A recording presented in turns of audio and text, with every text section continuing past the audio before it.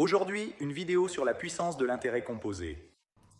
À quel point la durée d'un investissement est-elle plus importante que le montant investi? Voyons-le tout de suite à travers un cas pratique.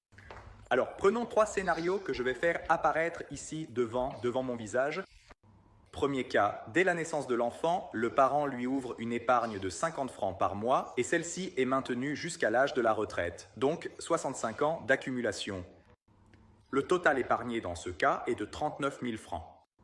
Deuxième cas, à 20 ans, dès qu'il commence à travailler, il commence à épargner, il met de côté 75 francs par mois jusqu'à l'âge de la retraite, donc 45 ans d'accumulation. Son épargne totale sera de 40 500 francs, donc très similaire, presque identique. Le troisième cas, en revanche, concerne une personne de 40 ans qui commence à accumuler 135 francs par mois jusqu'à l'âge de la retraite. Dans ce cas, la durée est de 25 ans et le capital accumulé est toujours de 40 500 francs. Dans les trois cas, ils ont mis en place un plan d'accumulation investi dans un indice qui leur rapporte 10% de rendement annuel. Cela pourrait être tout simplement le Standard & Poor's 500, qui a réalisé environ 11% de rendement annuel au cours des 20 dernières années. Voyons un peu, à versement égal, combien le capital final change grâce à l'intérêt composé. Commençons maintenant dans l'autre sens. Combien la personne de 40 ans a-t-elle obtenu au terme de ces 25 années? Il a obtenu exactement, laissez-moi vérifier le chiffre avec la calculatrice sous la main, 167 826 francs et 55 centimes.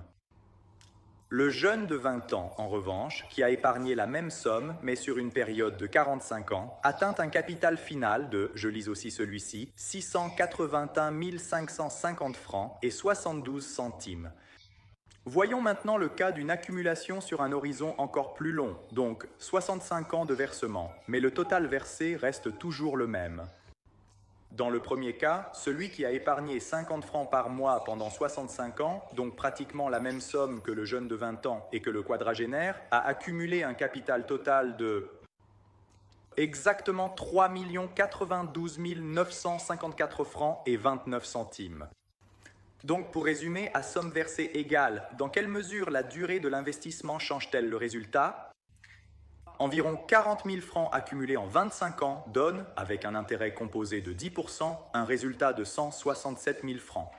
Versés sur 45 ans, ils donnent un résultat de 681 000 francs et versés sur 65 ans de plus de 3 millions. Donc, pour ceux qui se poseraient la question, plus on commence tôt, mieux c'est.